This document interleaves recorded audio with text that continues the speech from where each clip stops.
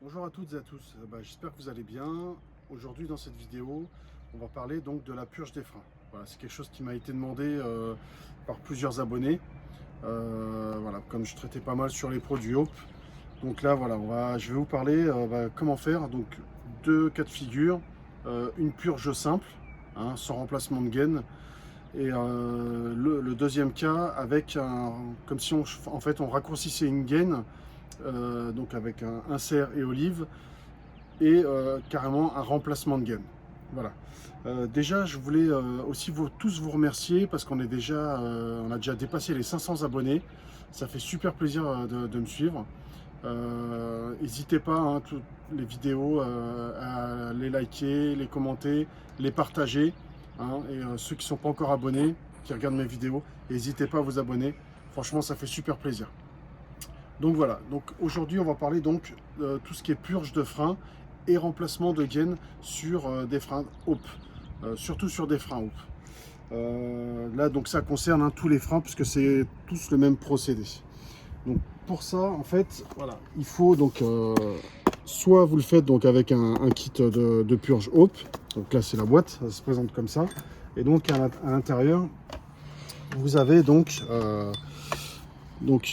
le petit réservoir avec un petit tuyau, et donc vous avez en fait cette partie là que vous mettez, en fait c'est le capot de levier qu'on remplacera après pour visser donc le réservoir pour mettre le liquide à l'intérieur. Voilà. Donc pour commencer, donc sur des freins Hope, déjà donc le mieux c'est de mettre le vélo sur un support vélo, un porte-vélo, comme ça moi vous êtes tranquille. Et ensuite, vous enlevez donc la roue, hein, pour éviter déjà de polluer votre roue et votre disque. On va également enlever les plaquettes parce que sinon, voilà, s'il y a du liquide qui vient dessus, ça peut être problématique pour les plaquettes. Donc moi, ce que j'ai fait, c'est que donc j'ai récupéré en fait un genre de réservoir, hein, que j'ai attaché donc sur l'étrier. Comme ça me permet donc au câble par la suite de vidanger et de stocker. Voilà. Alors, comme je vous disais, on va commencer donc par enlever les plaquettes. Comme ça c'est fait.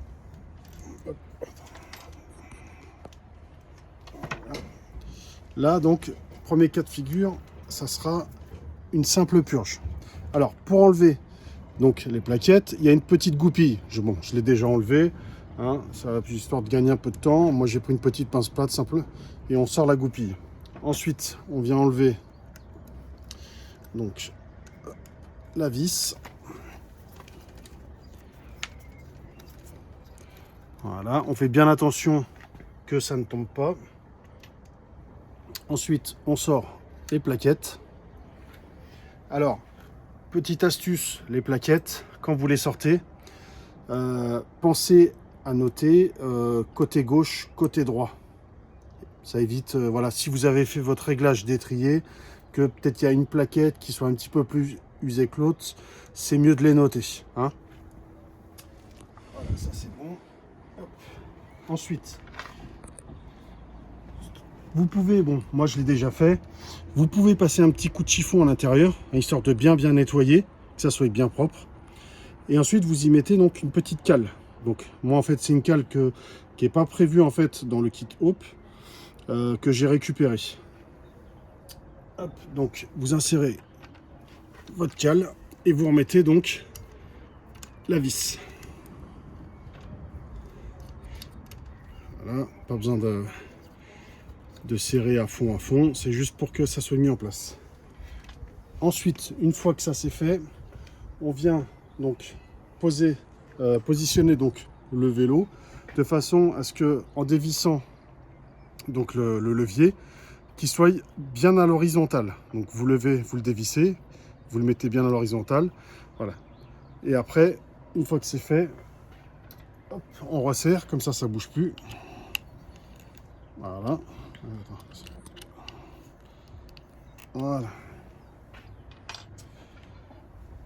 On pense à desserrer, donc il y a deux vis. Ça c'est pour le réglage de la poignée, l'autre c'est pour la garde sur les plaquettes. Donc on pense à dévisser à fond, voilà.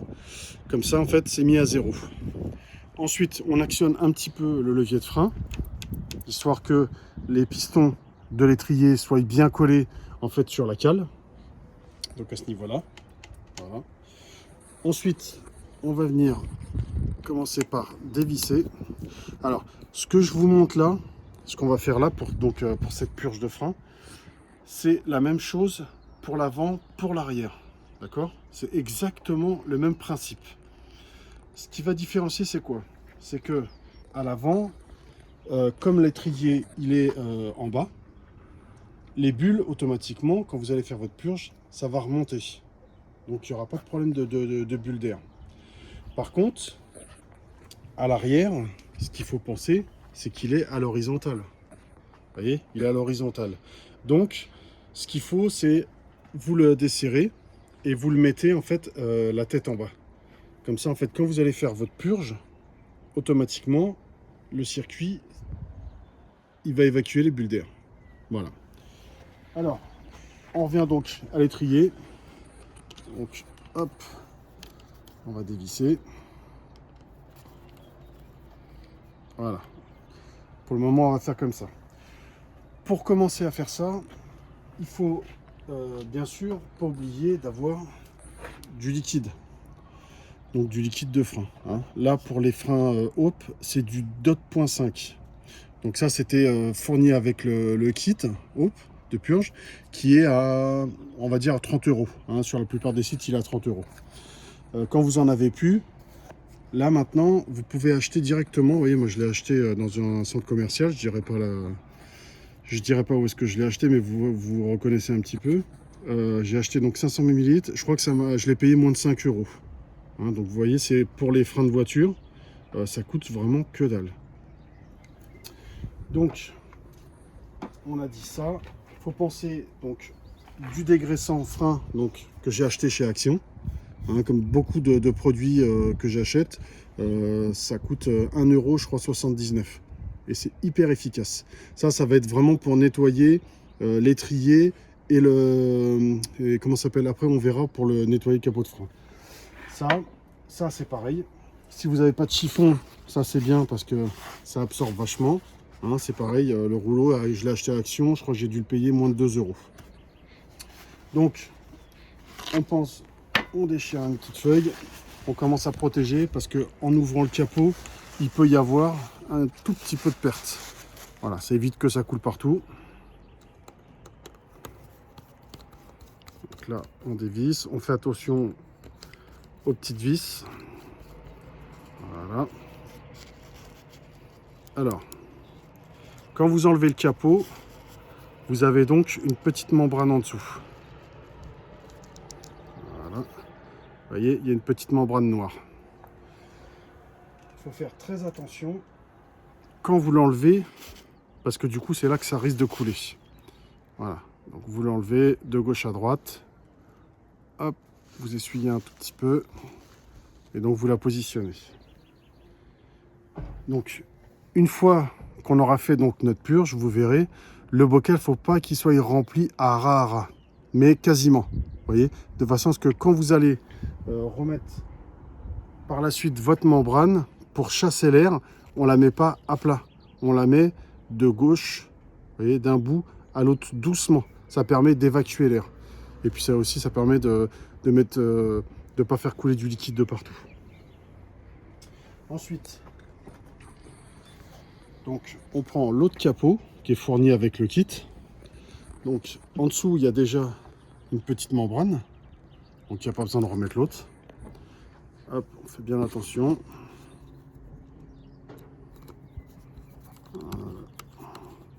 Alors, il n'y a pas besoin de serrer avec un couple de 50 newtons. Hein, dès que vous sentez que ça force un tout petit peu, hop, voilà, la membrane fera le reste pour l'étanchéité.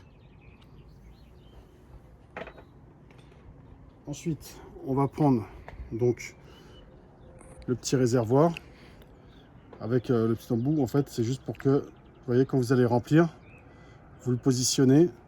Ça, du coup, ça garde le liquide. Une fois que vous allez commencer à purger, hop, vous l'enlevez, vous laissez de côté et vous en faisant la purge. Et quand vous avez fini, bien penser à le remettre, ça évite que ça coule. Donc là, hop, on va le positionner, on fait attention au filetage.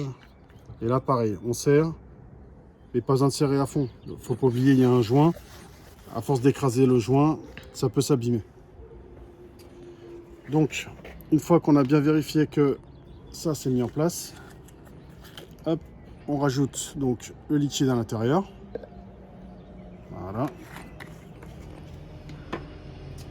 Ensuite, à l'aide d'une clé plate donc de 8, on va venir en fait dévisser cette petite vis. C'est de là en fait que va sortir le liquide. Donc on va enlever le petit caoutchouc, on fait pareil bien attention à ne pas le perdre.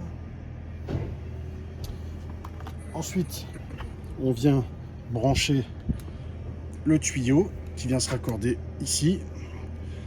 On met le tuyau à l'intérieur donc pour que ça évacue. On le met bien, voilà, ça s'évacue bien. Et c'est là en fait qu'on va commencer. Alors ça je peux l'enlever.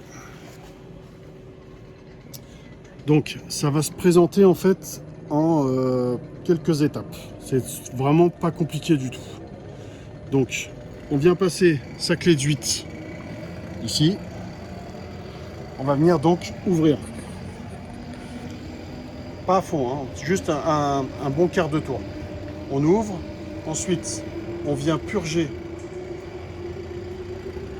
On vient purger. Alors, bien sûr, on n'oublie pas, on lève. Voilà, on enlève, hein, parce que sinon ça ne s'écoulera pas. Donc, mon étrier est ouvert avec la clé. Première action. Deuxième action, je presse. Troisième action, je referme. Quatrième action, je relâche. Et on recommence. Donc là, vous allez voir, le liquide va descendre au fur et à mesure hein, qu'on fait ça. Donc on recommence. Première action, la clé plate. On ouvre. Deuxième action, on presse le frein. Troisième action, on referme. Quatrième action, je relâche. Et là, vous le faites plusieurs fois. Donc, si c'est une purge complète, vous remplissez le bocal quasiment pas à ras, mais voilà, faut bien en haut. Si c'est juste histoire de purger simplement, vous le mettez à moitié, ça suffit. Il n'y a pas besoin. Moi, je sais que je peux, en roulant, en faisant 1 à 2 sorties par semaine, je le fais pas tous les mois, mes purges. Moi, mes purges, des fois, je peux les faire une seule fois dans l'année. Ça, c'est nickel. Pareil, quand je pars à la montagne l'été, je prends mon petit kit de purge et je le fais là-bas. Hein, comme ça, moi, je suis tranquille. Mais ça perd en rien. Il y en a beaucoup qui disent que c'est mieux du minéral que du DOT. Bon, c'est vrai. Mais moi, pendant 1 an, j'ai pas fait ma purge. J'avais exactement le même freinage. J'ai pas vu du tout de différence. Donc voilà. Donc une fois que ça c'est fait, donc on pense à bien fermer, à resserrer donc la clé. Ensuite, on vient prendre un petit chiffon. Voilà. On pense à refermer ici. On dévisse en faisant attention parce qu'il y a du liquide à l'intérieur. Voilà.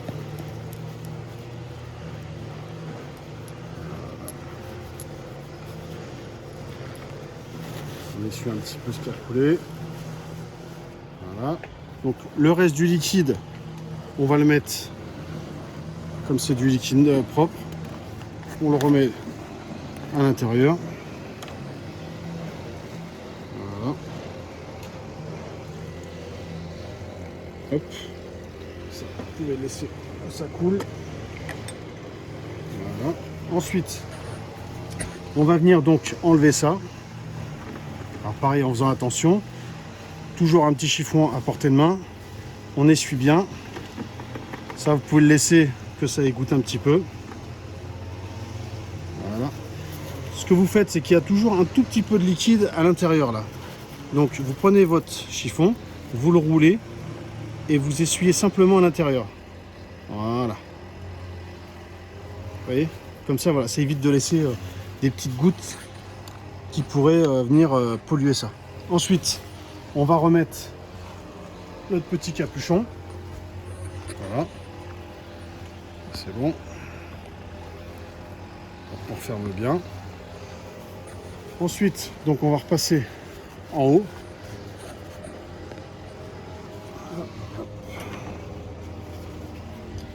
Donc, on vient dévisser.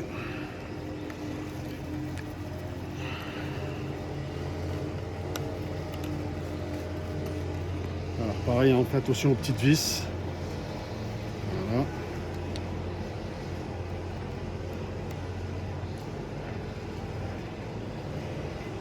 Voilà. Donc, comme vous voyez, en fait, à l'intérieur, le liquide déjà, il a remonté un petit peu. Donc ça, on le range tout de suite, hein, pour éviter que ça salisse. Et après, donc, ce qu'on va faire, c'est qu'on va remettre notre petite membrane noire, qui est là. Voilà. On remet la membrane, et comme je vous disais tout à l'heure, donc, on la met en bout, et on vient doucement l'inquiller. On pense à mettre le petit chiffon pour éviter que ça coule de partout. Vous voyez, c'est une fois qu'on va mettre, hop, voilà, ça peut couler un petit peu. Voilà. Ensuite, on revisse le capot d'origine. Voilà. On fait attention au filetage, hein, comme d'habitude. Voilà, on met en place, on visse tout doucement et ça va tout seul. Voilà. On visse progressivement et vous allez voir qu'il y a du liquide qui va s'échapper un tout petit peu sur les côtés du réservoir. Voilà. Donc on essuie, on n'hésite pas. Voilà. Ça pareil, on serre. Il ne faut pas mettre un couple de serrage de malade, hein. Sinon le joint il s'écrase et après c'est pas top. Il faut juste serrer de façon, dès que vous sentez que ça commence à, voilà, ça commence en fait à serrer un peu fort, hop, on s'arrête. Voilà, ça c'est bon. Donc là on a fait notre purge. Maintenant il faut penser à dégraisser le levier parce que sinon c'est gras, hein. Le liquide de frein c'est très très gras. Donc vous reprenez un autre chiffon. Donc avec le dégraissant frein, vous protégez et là, hop, on nettoie. De toute façon ça sèche, il n'y a pas de souci, ça abîme rien. Voilà, ça c'est bon. Donc voilà, ça c'est fait. Ça c'était la configuration donc que je vous parlais, la première configuration, la simple purge. Ensuite, comme je vous parlais de la deuxième configuration, c'est-à-dire vous voulez changer votre gaine. Donc c'est-à-dire que soit vos gaines sont trop longues, vous voulez les raccourcir, ou vous avez arraché votre gaine elle est fui, vous avez racheté une nouvelle gaine et vous voulez la réinstaller. Donc il vous faut ça. Donc déjà, c'est de la gaine simple, hein. Il n'y a pas de métal, il n'y a rien. Soit vous prenez un cutter et vous coupez vraiment très très propre, mais vraiment à l'horizontale, vraiment quelque chose de très propre, bien droit. Et vous récupérez, si vous n'avez pas bien sûr les anciens inserts, hein, comme j'avais fait dans une autre vidéo, vous voyez, vous pouvez réinstaller les autres inserts. Ça, il n'y a pas de souci. Et en plus, ça a été confirmé par Hope, hein. Je me suis renseigné auprès de Hope. Ils m'ont dit, voilà, il n'y a aucun souci, on peut les réutiliser. Donc, vous voyez, ça c'est installé. Donc ça c'est votre insert avec votre olive. Donc à la base c'est comme ça. Vous le coupez, vous prenez 1 cm, hein, parce qu'il faut penser qu'il y a l'insert, faut pas l'abîmer. Vous coupez 1 cm en dessous, voire 2. Soit vous changez votre gaine, ou soit donc c'est une gaine que vous voulez simplement raccourcir. Donc vous récupérez l'insert. Donc faites attention, à la base il y a une toute petite rondelle en cuivre. Ça, il faut les garder pareil, on va les réutiliser, hein. Donc vous coupez, vous désolidarisez les deux, ça s'enlève, vous voyez. Une fois que c'est désolidarisé, l'olive, vous la sortez, donc elle s'en va toute seule. Ça, vous prenez soit une petite lame de cutter et vous le sortez. Avec une petite pince, en faisant bien attention de ne pas l'abîmer. Vous voyez, ça c'est le caoutchouc qui retient en fait qui est dans la gaine et qui bloque l'insert. Ensuite, donc vous allez à ce niveau-là. Alors vous avez vu, il y a un premier écrou et un deuxième.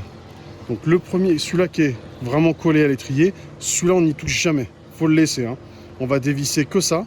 Une fois que vous enlevez donc cet écrou, en fait vous vous retrouvez donc avec la gaine qui est donc avec l'insert et l'olive. Donc la gaine, l'écrou, donc vous le sortez, vous le remettez en arrière. Vous mettez, vous placez donc l'olive. Donc vous la mettez. Moi ce que je fais c'est que je la mets à ras, d'accord. Ensuite, alors, soit vous pouvez le faire avec des petites cales si vous n'avez pas ça. Ça franchement c'est magnifique. Voilà. Ça c'est un truc que j'ai payé que dalle. Et franchement c'est un truc de malade. Donc vous placez ça comme ça. Alors ce que je fais là avec Hope, c'est la même chose pour tous les autres freins. C'est vraiment, ils ont tous des olives et des inserts.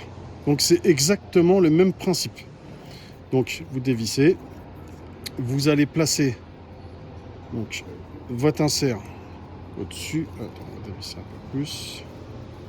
Voilà. Vous placez donc, vous voyez, l'insert au niveau du trou. Voilà. Et en fait, vous resserrez et simplement, regardez, hop, ça va se mettre tout seul. Pensez bien à ce que l'olive, quand vous la mettez bien à ras. De façon que, vous voyez, c'est un petit peu biseauté en fait à l'intérieur. Pour que l'olive en fait s'emboîte bien avec l'insert. Vous voyez, hop, on resserre. Hop, voilà. Une fois qu'on a embuté, c'est fini. Voilà. Moi, j'aime pas trop le faire avec un marteau. Vous voyez, on le pince et puis on le rentre au marteau. Ça peut abîmer la tête de l'insert. C'est pas top. Voilà, donc ça va se présenter comme ceci. Vous voyez, voilà. Ça, donc, l'écrou, donc il est en arrière. Vous avez votre petite rondelle en cuivre, donc que vous avez enlevé. Vous allez donc la reconnecter comme ça. Ensuite, comment s'appelle l'écrou de serrage, vous le remettez et vous revissez. Voilà, simplement. Il ne faut pas serrer à mort. Dès que vous sentez que ça force, vous arrêtez. Parce que sinon, après, ça peut forcer. Et comme c'est de l'alu, tout peut s'abîmer. Hein. Voilà. Et ensuite, une fois que ça c'est installé, vous faites donc la purge que j'ai fait donc sur le premier cas. Hein, c'est-à-dire une simple purge. Une fois que ça c'est fait, eh ben, on enlève tout ce qu'on avait installé pour faire la purge. On enlève ensuite donc notre cale.